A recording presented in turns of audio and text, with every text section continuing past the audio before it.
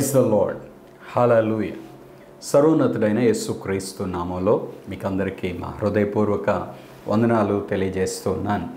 అభిషేక స్వరం అనే మా కార్యక్రమంకు మరొకసారి మనందరినీ ప్రేమపూర్వకంగా ఆహ్వానిస్తూ ఉన్నాను. ప్రభునందు ప్రియులారా, మీ అందరూ బాగున్నారా? దేవుని కృపలో మీరు అనుదినము వర్ధిల్లాలి అని మీ అందరి కోసం ప్రార్థన చేస్తున్నాం. ప్రియులారా, ప్రతిదినం ఈ కార్యక్రమాన్ని వీక్షిస్తూ మీరందరూ ఆత్మీయంగా బలపరచబడుతున్నారని విశ్వసిస్తున్నాం. ప్రభువును స్తుతిస్తూ ఉన్నాం.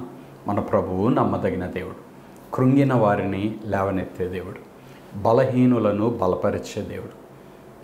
నేను ఇది చేయలేకపోతున్నాను అని దేని విషయంలో అయితే నువ్వు కృంగిపోతూ ఉంటావో దేవుడు అంటాడు, ఆ విషయంలోనే నేను నిన్ను బలపరిచి నిన్ను బలవంతురాలిగా లేక బలవంతుడిగా చేస్తాను అని దేవుడు చెప్తూ ఉంటాడు. ప్రియులారా, అందుకే అపోస్తలుడైన పౌలు భక్తుడు బైబిల్లో చెప్పిన ఒక మాట ఏంటంటే, నన్ను బలపరచు వాని యందే నేను సమస్తము చేయగలను. సైతాను ఒక అబద్ధికుడు. సైతాన్ ఏం చెప్తాడంటే, నువ్వు ఇది చేయలేవు అంటాడు, నీ వల్ల కాదు, యు ఆర్ వీక్ అంటాడు సైతాన్. దేవుడు అంటాడు, నో, యు ఆర్ స్ట్రాంగ్ అంటాడు దేవుడు. సైతాన్ మాట నమ్మితే బలహీనమైపోతాం. ఎందుకంటే మనం చెప్పుకుంటాం ఐఎమ్ వీక్ అని, కాబట్టి బలహీనమైపోతాం. దేవుని మాట నమ్మితే మనం బలవంతులం అవుతాం. ఎందుకంటే మనం చెప్పుకుంటాం ఐఎమ్ స్ట్రాంగ్ అని. నువ్వు స్ట్రాంగ్గా వీక్గా అనేది నీ నమ్మకం మీద ఆధారపడి ఉంది. నువ్వు సైతాన్ మాటలు నమ్ముతూ ఉంటే అంతకంతకు భయపడతావు, బలహీనమైపోతావు. దేవుని మాట నమ్ముతూ ఉంటే అంతకంతకు బలం పొందుతావు, బలవంతులుగా అవుతారు. క్రీస్తు యేసు నందున్న కృపచేత మీరు బలవంతులు అవ్వండి. మీ అర్హతను బట్టి కాదు, మీ భక్తిని బట్టి కాదు, మీకున్న శక్తిని బట్టి కాదు, మీ జ్ఞానాన్ని బట్టి కాదు, క్రీస్తు యేసు నందున్న కృపను బట్టి మీరు, నేను, మనమందరం బలవంతులుగా ఉండాలి అని దేవుని వాక్యం హెచ్చరిస్తూ ఉంది. ప్రియులారా, మరి మనం బలవంతులుగా ఉందామా, బలహీనులుగా ఉందాం? నీ మనస్సు బలహీనమైన, నువ్వు ఆత్మీయంగా బలహీనమైన, ఏ విషయంలో నువ్వు బలహీనమైన, దాని అర్థం ఎక్కడో సైతాన్ నిన్ను మోసం చేశాడు, ఎక్కడో సైతాన్ నీకు అబద్ధం చెప్పాడు, లేక అబద్ధం వినబడేలా చేశాడు. ఎవరో ఒకళ్ళు చెప్తారు వచ్చి, అవి వింటావు, అవి నమ్ముతావు, అయిపోయింది. నీ మనస్సు అంతా గలిబిలైపోయింది. కలవరం, భయం, ఆందోళన. ఈ అబద్ధం ద్వారా లేక ఈ అబద్ధం వెనక క్రియ చేసేది చీకటి శక్తులు. ఒకవేళ ఇతరులు నిన్ను తక్కువగా అన్నంత మాత్రం నువ్వు తక్కువ అయిపోవే, ఇతరులు నువ్వు గొప్ప అన్నంత మాత్రం గొప్ప అయిపోతావా? అలాగే తక్కువ అన్నంత మాత్రం తక్కువ అయిపోవు. కాబట్టి ప్రియులారా, మనం అనేది క్రీస్తును బట్టి అయి ఉండాలి. మనం అనేది క్రీస్తుల్లో ఉన్న దానిని బట్టి అని మనం అర్థం చేసుకోవాలి. కాబట్టి క్రీస్తుల్లో మీరు బలవంతులే, క్రీస్తును బట్టి మీరు బలవంతులే, క్రీస్తుల్లో మీరు జయించేవారుగా ఉంటారు, క్రీస్తును బట్టి జయించేవారుగా ఉంటారు. అందుకే ప్రకటన గ్రంథంలో 7 సంఘాలకు రాసేటప్పుడు జయించువానిని, జయించువానిని, జయించువానిని అని దేవుడు రాస్తూ ఉంటాడు. కాబట్టి ప్రియులారా, దేవుడు నీకు తోడైనాడు, దేవుడు నిన్ను బలపరుస్తాడు. ధైర్యం తెచ్చుకోండి. అపోస్తల కార్యముల గ్రంథ ధ్యానాలు మనం ఒక్కొక్క వచనం ధ్యానిస్తూ వస్తున్నాం. ఈరోజు బైబిల్ గ్రంథంలోంచి అపోస్తల కార్యముల గ్రంథం 15వ అధ్యాయం 30వ వచనం నుండి క్లుప్తంగా కొన్ని విషయాలు మనం నేర్చుకుందాం. అంతటా వారు సెలవు పుచ్చుకొని అంతియొకయకు వచ్చి శిష్యులను సమకూర్చి ఆ పత్రిక ఇచ్చిరి. వారు దానిని చదువుకొని అందువలన ఆదరణ పొంది సంతోషించిరి. ప్రియులారా, సంఘములో ఒక కలవరం వచ్చేసింది. ఏంటి ఆ కలవరం అంటే, ఎవరో కొంతమంది వచ్చారు, వాళ్ళ సొంత అభిప్రాయాన్ని తమ ఎదురున్న వాళ్ళ మీద బలవంతంగా రుద్దటానికి ప్రయత్నించారు.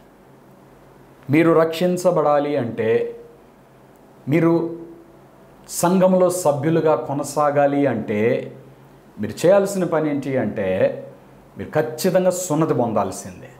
అది అన్యులలో నుండి రక్షించబడిన వారికి ఆ మాట వినటమే చాలా కష్టంగా ఉంది. ఇంకా దాన్ని ఎలా వారు అనుసరించగలరు? అయితే ఇలాంటి కొన్ని ఆచారాలు వాటి మధ్యలో పెద్ద వాద ప్రతివాదనలు జరిగిన తర్వాత అపోస్తలులు యెరూషలేములో ఉన్న పెద్దలు చేసిన ఒక తీర్మానం ఏంటంటే, అన్యులలో నుండి రక్షించబడిన వారిని బలవంతముగా మనము ఈ సున్నతి సంబంధమైన ఆచారాల్లోనికి వారిని లాగద్దు. వారికి మనం కొన్ని విషయాలు చెప్దాం.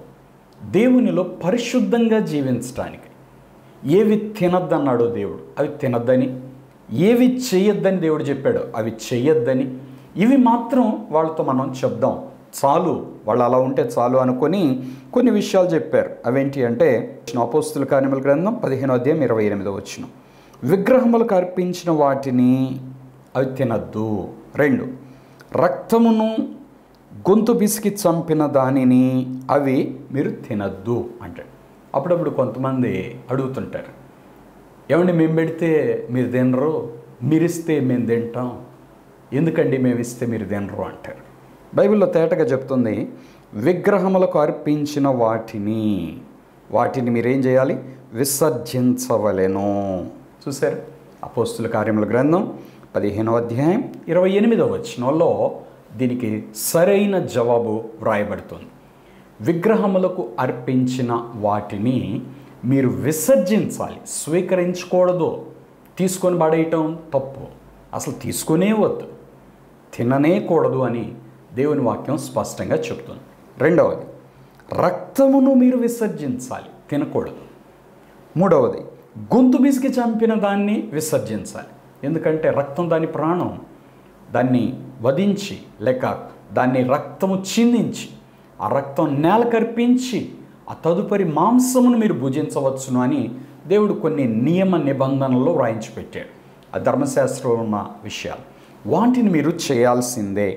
తర్వాత జారత్వము, ఇది ఎవరు సమర్థించరు, దీనిని విసర్జించవలెనే. అంటే ఇక్కడ చెప్పిన ఈ 4 విషయాలు, విగ్రహములకు అర్పించిన వాటిని, రక్తము, ఏ జంతువు రక్తం కూడా మీరు తినడానికి వీల్లేదు. తర్వాత గొంతు బిసికి చంపిన దాన్ని, అంటే రక్తం చిందించకుండా దాన్ని చంపి దాన్ని తినటం అనేది చేయకూడదు. తర్వాత జారత్వం లేక వ్యభిచారం, వీటిని మీరు విసర్జించాలి. ఇలాంటి కంటే మేము ఎక్కువేమీ మీ మీద మోపట్లేదు, ఇవి మీరు ఖచ్చితంగా చేయాల్సిందే అని ఆ పత్రికలో వ్రాయబడింది. ఆ పత్రికను తీసుకొని సహోదరులు ఇప్పుడు అంతియోకియాకి వచ్చారు. అక్కడ శిష్యులందరినీ సమకూర్చారు, వారికి ఆ పత్రిక ఇచ్చారు. వారు దాన్ని చదువుకొని ఆ పత్రిక వలన ఆదరణ పొంది సంతోషించారు. అంటే అప్పటి వరకు వారి హృదయాలు ఎలా ఉన్నాయి, ఆదరణ లేక ఉన్నాయి.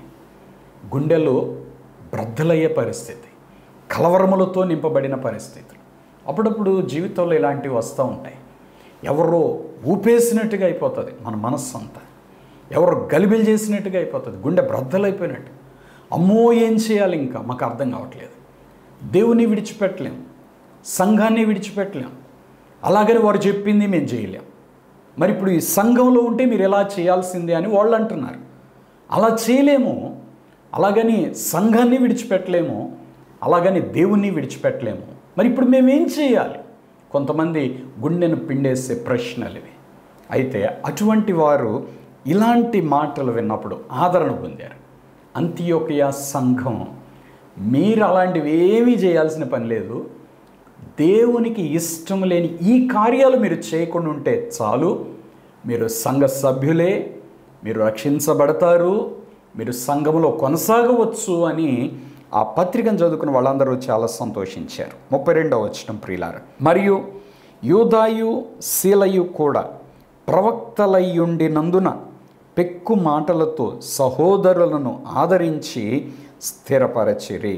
ప్రియులారా, ఓ వ్యక్తికి గాయం చేయటం ఈజీ అండి. ఒక్క మాటతో గుండె చెదిరిపోయేలా చేయొచ్చు. ఒక్క మాటతో ఎదుటి వ్యక్తి అత్యంత బాధపడేలాగా చేయొచ్చు. కానీ తిరిగి దానిని కట్టాలి అంటే మాత్రం చాలా ప్రయాసతో కూడిన విషయంగా ఉంటుందండి. చాలా కష్టపడాలి. ఓ వ్యక్తిని తిట్టడం ఎంతసేపు అండి? ఓ వ్యక్తి మీద కోప్పడటం ఎంతసేపు చెప్పండి? ఓ వ్యక్తి మనస్సును గాయపరచటం ఎంతసేపు చెప్పండి? కానీ ఆ అయిన గాయం కట్టబడటానికి చాలా టైం తీసుకుంటుంది. ఇప్పుడు ఉదాహరణకి మన శరీరమే తీసుకోండి. గాయం చేయటం ఎంతసేపు అండి? సింపుల్గా ఏదైనా తీసుకొని అలా అంటే గాయం అయిపోతుంది. అదే గాయం కట్టబడాలి అంటే అది చాలా సమయం తీసుకుంటుంది. ఆ నొప్పి, బాధ, ఆ బ్లీడింగ్, ఆ వౌండింగ్, ఆ గాయం, ఆ రక్తస్రావం అవన్నీ అనుభవించి ఆ తర్వాత అది నొప్పిని తట్టుకొని భరించి తగ్గిపోయి తర్వాత దానికి ఏదన్నా మందు లాంటిది పూసి ఆ తర్వాత ఆ గాయం కనబడకుండా పోయిన తర్వాతే ఆ నొప్పి అనేది పోతుంది. అంటే ఎంత ప్రాసెస్ ఉందండి. ఇక్కడ చూడండి, సహోదరులు కలవరపడటానికి ఒక్క మాట సరిపోయింది. సహోదరులను ఆదరించడానికి చాలా మాటలు కావాల్సి వచ్చింది. యోధ, శీల చాలా ప్రయాసపడ్డారు. ఒక వ్యక్తిని విశ్వాసంలో నుండి పడేయటానికి ఒక్క మాట చాలు. ఒక వ్యక్తిని దేవుని నుండి దూరం అవుతున్నట్లుగా చేయటానికి, అతని గుండె బ్రద్దలో ఉన్నట్లుగా చేయటానికి ఒక్క మాట చాలు. అది దైవజనుడే అయినా, సంఘ పెద్దలే అయినా, విశ్వాసులే అయినా. అందుకే బాధ్యత కలిగిన వారుగా ఉండాలి దేవుని పిల్లలు ఎప్పుడు కూడా. తోటి వ్యక్తులతోటి గొడవాడే వ్యక్తిగా ఉండకూడదు. సంఘ పెద్దలకు ఉండవలసిన లక్షణాల్లో పౌలు రాస్తూ తీతుకు పత్రికలో ఆ లక్షణాలన్నీ రాసేటప్పుడు అక్కడ అంటాడు, జగడమాడని వాడు అంటాడు. గొడవలు ఆడకూడదు. గొడవలు ఆడే వ్యక్తి సంఘ పెద్దగా పనికి రాడు. అలాంటి అనుభవాలు, ఆత్మీయ అనుభవాలు దేవుడు నేర్పించాడండి సంఘానికి. అవన్నీ నేర్చుకొని చక్కగా విశ్వాసంలో మనం కొనసాగాలని దేవుడు కోరుతూ ఉన్నాడు. వీరు వారిని ఆదరించడానికి ఎన్నో మాటలతో, అది కూడా వారు ప్రవక్తలయ్యుండినందున, అంటే వారి మీద దేవుని ఆత్మ ఉంది, అభిషేకం ఉంది, కానీ వారికి కూడా గాయపరచబడిన శిష్యుల హృదయాలు ఆదరించటానికి చాలా కష్టమైపోయింది ప్రియులారా. 33వ వచనం, వారు అక్కడ కొంతకాలము గడిపి సహోదరుల యొద్ద నుండి తమను పంపిన వారి యొద్దకు వెళ్ళుటకు సమాధానముతో సెలవు పుచ్చుకొనిరి. వీళ్ళు ఏ పని మీద అయితే వచ్చారో ఆ పని అయిపోయేంత వరకు అక్కడి నుంచి వీళ్ళు వెళ్ళాలి అని అనుకోలేదండి. కుటుంబాలు విడిచిపెట్టేశారు, సంఘాన్ని విడిచిపెట్టేశారు, వాళ్ళ పనులన్నీ పక్కన పెట్టేశారు. దేవుని పని నిమిత్తమై సమర్పణ కలిగిపోయారు అంతే. ఇంకా అక్కడ ఉన్నారండి అంతియొక్కయ్యలో. అక్కడ కొంతకాలం గడిపి, ఎంత టైం, ఎన్ని రోజులు, ఎన్ని గంటలు, ఎంత సమయం ఒక్కొక్కరితో మాట్లాడారా, గుంపుతో మాట్లాడారా, అక్కడున్న విశ్వాసులందరితో మాట్లాడుతూ వారితో కొద్ది సమయం గడిపి తర్వాత సహోదరుల యొద్ద నుండి, అంటే అంతియొక్కయ్యలో ఉన్న సహోదరుల యొద్ద నుండి తమను పంపిన వారి యొద్దకు వెళ్ళుటకు, అంటే యెరూషలేమునకు వెళ్ళుటకు సమాధానముతో సెలవు పుచ్చుకొనిరి. ఓ ప్రాంతానికి మనం వెళ్ళినప్పుడు అక్కడ ఏదైనా కలవరము, ఆదరణ లేని పరిస్థితులు ఉంటే వాటిని అలా విడిచిపెట్టి వెళ్ళకూడదు. అది బాధ్యత లేని పని, భారం లేని పని. ఎప్పుడైతే అక్కడుండి వారిని ఆదరిస్తారో, లేక వారిని బలపరుస్తారో, వారిని ధైర్యపరుస్తారో, వారు సమాధానమును పొందేంత వరకు అక్కడ దేవుని పిల్లలు ప్రయాసపడాల్సిందే. వారు సమాధానముతో తిరిగి పంపించిన దాకా అంతియొక్కయ్యలో ఇదిగో శీల, యూద అనే వీరిద్దరూ ప్రవక్తలు అక్కడుండి దేవుని పనిచేశారు. ఇటువంటి వారు కదా నమ్మకస్తులు. కొంతమంది చెడగొట్టేవాళ్ళు ఉన్నారు దేవుని పనిని, కొంతమంది పాడు చేసేవారు ఉన్నారు, కొంతమంది మధ్యలో విడిచిపెట్టేవారు ఉన్నారు, కొంతమంది అంతము వరకు నమ్మకంగా దేవుని పని చేసేవారు. ఈ కార్యక్రమం చూస్తున్న ప్రియ దేవుని బిడ్డ, నువ్వు దేవుని కొరకు ఎలా నువ్వు అప్పగించుకున్నావు? బాప్తిజం తీసుకునేటప్పుడు ఒక ప్రశ్న అడుగుతారు, ఎంతవరకు నమ్మకంగా జీవిస్తావు? కొంతమంది చెప్తారు అప్పుడు సత్యంత వరకు, జీవితకాలం వరకు దేవునికి నమ్మకంగా ఉంటానంటారు. మరి దేవునికి నమ్మకంగా ఉంటున్నామా? మధ్యలోనే ఆత్మీయతను పోగొట్టుకొని, నమ్మకత్వాన్ని పోగొట్టుకొని, సమర్పణను పోగొట్టుకొని అలా జీవిస్తున్నాము. అది ఆత్మీయ జీవితం కానే కాదు ప్రియులారా. 35వ వచనం, అయితే పౌలును బర్నబాయు అంతియొక్కయ్యలో నిలిచి ఇంకా అనేకులతో కూడా ప్రభు వాక్యము బోధించుచు ప్రకటించుచు ఉండిరి. చూడండి, యెరూషలేముకు పౌలు, బర్నబా వచ్చారు. యెరూషలేము నుండి వచ్చేటప్పుడు 4 వచ్చారు. పౌలు, బర్నబా, యూద, శీల, మొత్తం 4 వచ్చారు.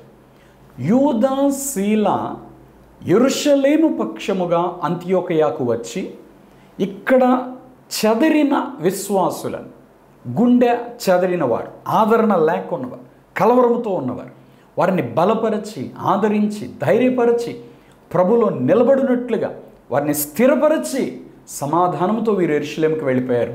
కానీ బాధ్యత కలిగిన పౌలు, బర్నబా ఇంకా అంతియోకయలోనే ఉన్నారు.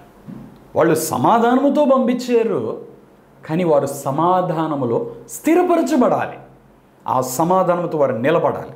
అందుకోసమై పౌలు, బర్నబా అంతియోకయలో నిలబడి ఇంకా అనేకులతో కూడా ప్రభువాక్యం బోధించుచు, ప్రకటించుచు ఉండిరి. వీరి పని ఒకటే, దేవుని వాక్యం చెప్పటమే పని. దేవుని సేవకులు లేక దేవుని పక్షముగా జీవించేవారు, దేవుని కొరకు సమర్పించుకునేవారు, వారు మౌనంగా ఉండరండి. వారు మౌనంగా ఉన్నా ఏదో ఒక సందర్భంలో ఎదుటోళ్లే అడిగి మాట్లాడి వాక్యం చెప్పించుకుంటారు. వీళ్ళు మాట్లాడుతూనే ఉంటారు. కొంతమంది చూడండి, వాళ్ళు నిమిషం ఖాళీ కూర్చోరండి, ఎంతసేపు ఎవరో ఒకళ్ళకి స్వార్థ చెప్తానే ఉంటారు, దేవుడు చేసిన కార్యాలు చెప్తానే ఉంటారు, లేక వాళ్ళ జీవితంలో దేవుడు చేసిన కార్యాలు మాట్లాడుతూనే ఉంటారు. వాళ్ళ నోరు మూపించడం అనేది చాలా కష్టంతో కూడిన పని, జరగని పని. వాళ్ళు ఏ ఇంటికి వెళ్ళినా అక్కడ సువార్త చెప్తారు. పౌలు, బర్నబాల లాంటి వారు. ఇటువంటి వారు ఎవరు అంటే ఆత్మలో మండుతున్నవారు. ఆత్మలో చల్లారిపోయిన వాళ్ళు ఏం చేస్తారో చెప్పన, దేవుని గురించి చెప్పడం మానేసి లోకం గురించి మాట్లాడటం ప్రారంభిస్తారు. ఎప్పుడైతే నువ్వు లోకం గురించి మాట్లాడుతున్నావో, నువ్వెవరితో మాట్లాడుతున్నావు ఆ వ్యక్తిని నువ్వు లోకం వైపు త్రిప్పుతున్నావు. ఏ విషయం నిమిత్తమైతే నువ్వు వాళ్ళతో మాట్లాడుతున్నావో వాళ్ళ మనస్సులు ఆ విషయం వైపు తిరిగిపోతాయి. నువ్వు వారి హృదయంలో ప్రభు వైపు త్రిప్పాలని నువ్వు ఆశపడితే నువ్వు ప్రభుని గురించి వారితో మాట్లాడాలి. ప్రభు చేసిన కార్యాలు, నీ జీవితంలో చేసిన కార్యాలు, లేక సంఘములో దేవుడు చేసిన కార్యాలు, లేక బైబిల్లో ఇశ్రాయేలు జీవితంలో దేవుడు చేసిన కార్యాలు.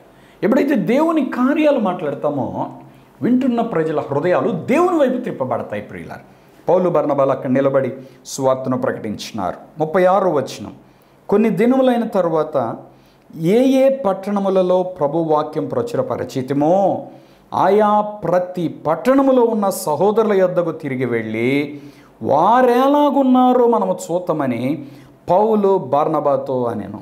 పౌలుకి ఎంత శ్రద్ధ అంటే విశ్వాసుల మీద, చర్చ్ అడ్మినిస్ట్రేషన్, సంఘం యొక్క నిర్వహణ పద్ధతులన్నీ పౌలు దగ్గర మనం నేర్చుకోవాలి.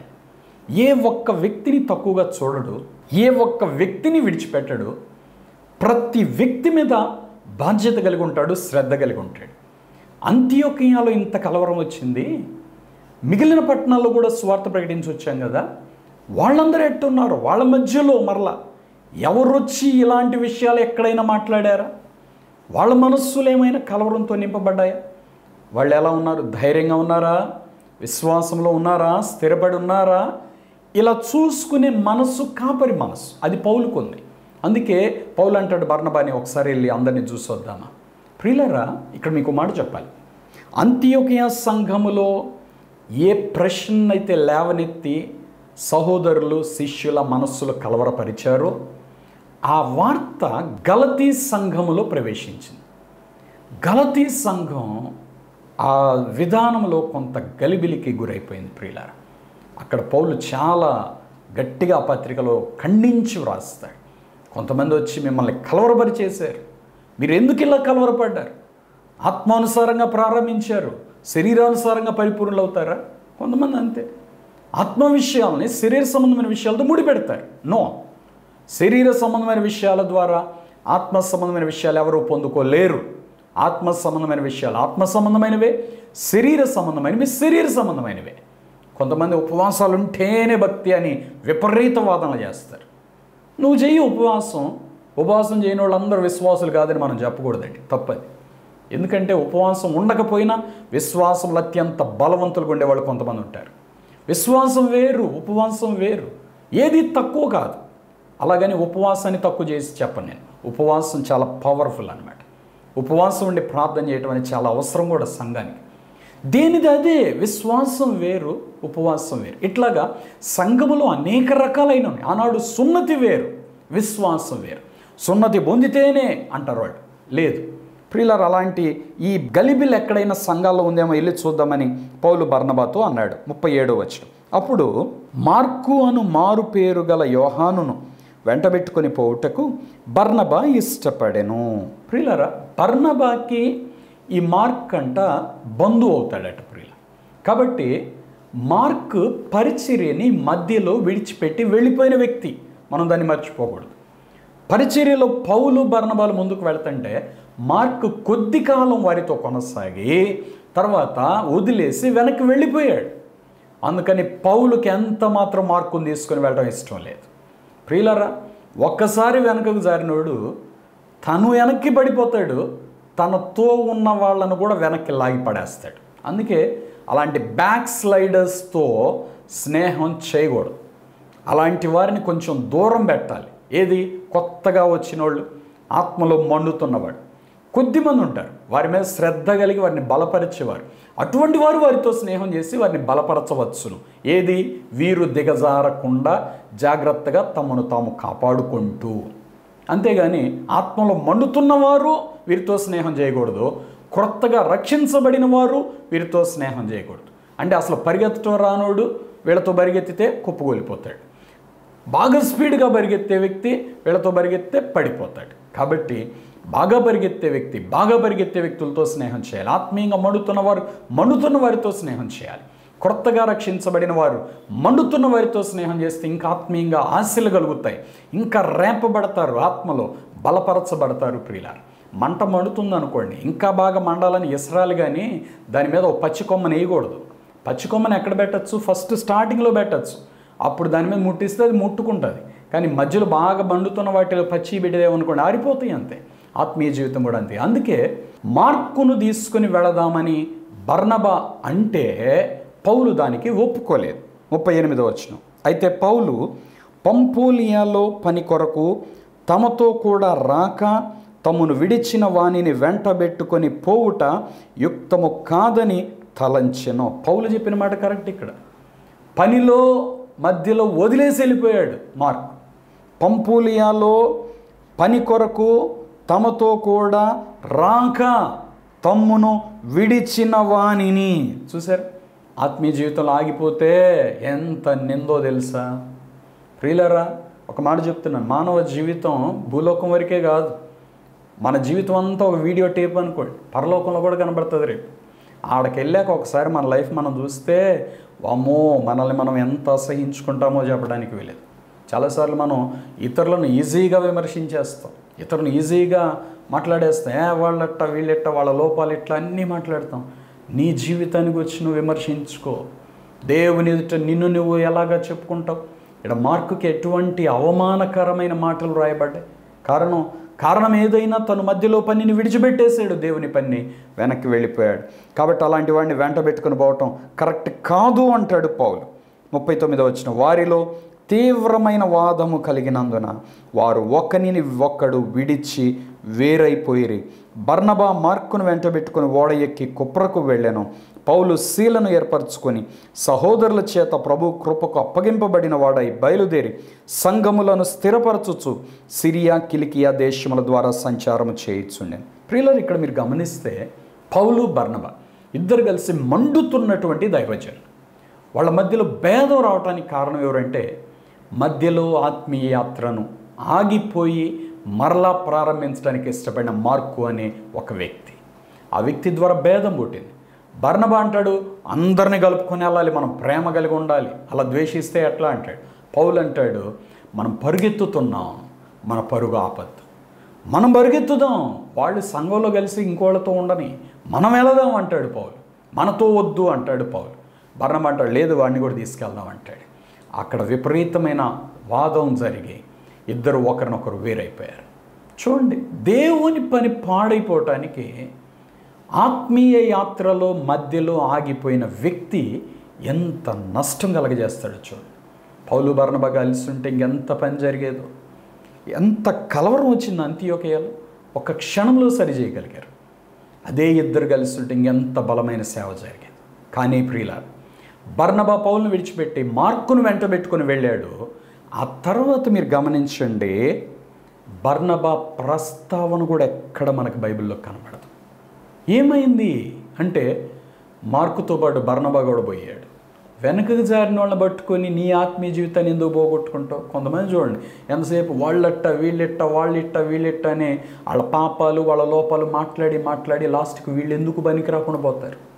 నువ్వు ఇతరులను విమర్శించకూడదు. నువ్వు విమర్శిస్తే లాస్ట్కి ఆ పాపాలన్నీ నిన్ను పట్టుకుంటాయి, వాళ్ళ అవిధేయతలన్నీ నిన్ను పట్టుకుంటాయి, వాళ్ళ బలహీనతలన్నీ నిన్ను పట్టుకుంటాయి, నువ్వు మునిగిపోతావు అంతే. బర్నబా జీవితం ఇక్కడ ఎంత మంచి జీవితం అండి. బర్నబాది ఆస్తి మొత్తం దేవుని కోసం అప్పగించేశాడు, తను సమర్పించుకోండి. చాలా ధనవంతుడు బర్నబా. ఎంత సమర్పణ అండి.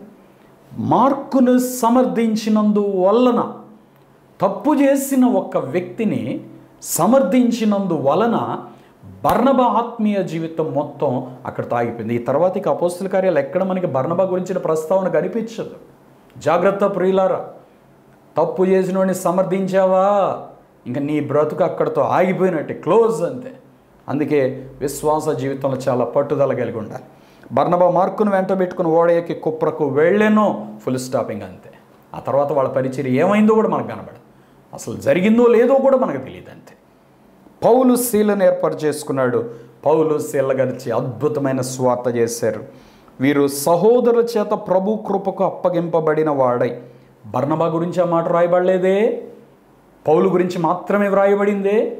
సంఘము యొక్క సహోదరులు దేవుని కృపకు పౌలును శీలను అప్పగించారు, బర్నబాను మార్కును అప్పగింపలేదు. ప్రియులారా, దేవుని పిలుపులో నుండి ఒక్కసారి ఆగిపోతే నువ్వు కృపను పోగొట్టుకుంటావంతే. దేవునితో బహు జాగ్రత్తగా మన అడుగులు వేయాలి. ఎక్కడ దేవునితో ఆటలాడుకోకూడదు. ఏముందిలే దేవునికి తెలియదా అనుకుంటాం మనం. అమ్మో, దేవుడు అనే భయముతో మనం జీవించాలి. ప్రియులారా, సంఘములను స్థిరపరచొచ్చు, సిరియా కిలికియా దేశముల ద్వారా సంచారం చేయొచ్చండి. పౌలు శీల వారిద్దరి సువార్త ఇక్కడి నుంచి ప్రారంభమవుతుంది.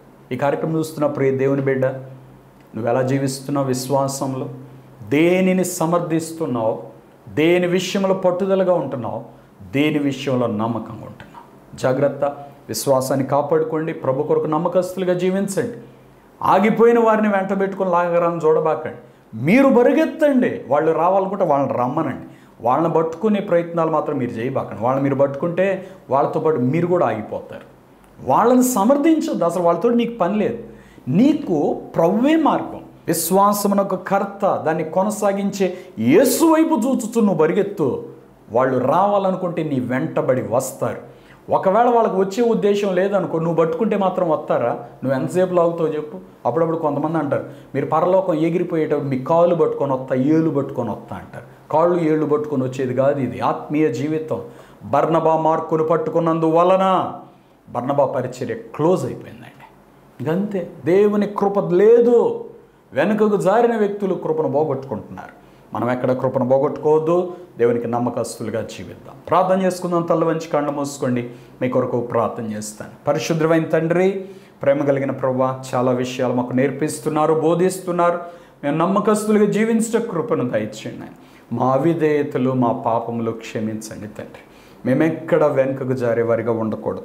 పిలుపులో నుండి, కృపలో నుండి మేము తొలగిపోకుండా జాగ్రత్తగా మమ్మల్ని మేము కాపాడుకుంటే కృపను దయచేయి. నీ పరిశుద్ధతను మాకు దయచేయి. మా నోటి మాటలు, మా హృదయ ధ్యానం, మా చూపులు పవిత్రపరచండి నాయన, పరిశుద్ధపరచండి నాయన. నీ కృపలో నమ్మకస్తులుగా జీవించడానికి సహాయం చేయండి. ముఖ్యంగా నీ పరిచర్యలు ఎక్కడ ఆగిపోకుండా ముందుకు సాగిపోయే కృప దయచేయండి. ఎక్కడ ఆగిపోయామో ప్రభా, ఆ స్థితి నుండి, ఆ బలహీనత నుండి విడుదల పొంది నూతన బలము, నూతన శక్తిని దయచేసి ముందుకు నడిపించండి. ఈ కార్యక్రమం చూస్తున్న బిడ్డలందరినీ దర్శించండి. వారి ఆత్మీయ జీవితంలో ఎక్కడ ఆగిపోయారో అక్కడి నుండి లేవనెత్తండి నాయన. మరలా బలపరచి ఉన్నత స్థితికి లేవనెత్తండి.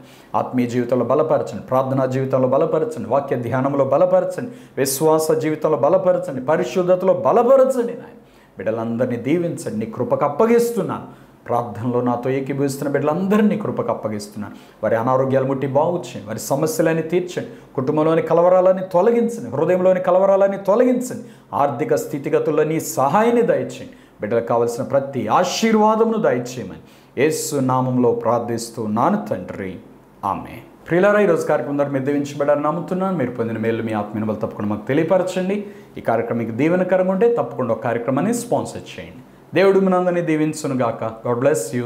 ఆమేన్. మీ ప్రేమపూర్వక కానుకలు చెక్ ద్వారా లేక డీడీ ద్వారా లేక ఆన్లైన్ ట్రాన్స్ఫర్ ద్వారా మాకు పంపించుటకై మా account number 115894442996, state bank of India, IFSC code SBIN 00212232. అలాగే మీ ప్రేమపూర్వక కానుకలు గూగుల్ పే ద్వారా, ఫోన్ పే ద్వారా, అలాగే పేటిఎం ద్వారా కూడా మాకు పంపించవచ్చును. మీరు మాకు పంపించుటకై మా ఫోన్ నంబర్స్ 9346892569, మరి యొక్క నంబర్ 8886667676. అలాగే మీరు మమ్మల్ని సంప్రదించుటకై మా చిరునామా pastor M. John Wesley, door number 59-3-444, రెడ్ల బజార్, పాత గుంటూరు, గుంటూరు. Pin number 522001. మీ ప్రార్థన అవసరతలు మాకు తెలియపరచుటకై మా ఫోన్ నంబర్స్ 8866667676, మరి యొక్క నంబర్ 7075159777.